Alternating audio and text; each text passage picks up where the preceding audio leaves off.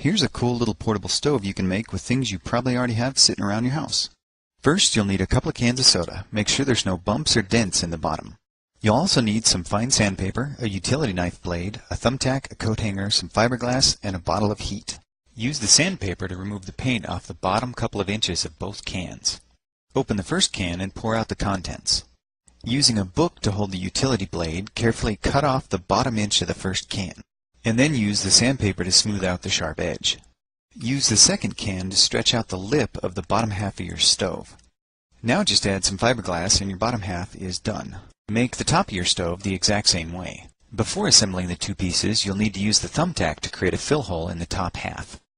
Now comes the tricky part. Carefully place the top half inside the bottom as level as possible so the edges don't catch. Use a shim from the leftover piece of can if you're having problems getting it to fit. Once you have it lined up, squeeze it together as tightly as you can get it. Finally, use the thumbtack to create the fuel jets. Create a bunch of them evenly spaced around the top of your stove.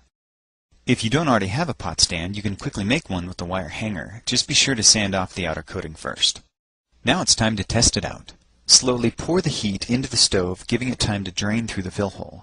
It doesn't take very much. A few tablespoons is enough to boil a pot of water. This type of can stove must be preheated for a second before the vapor pressure will sustain the jets. Once it's lit, put the pot stand over it and then you're ready to cook.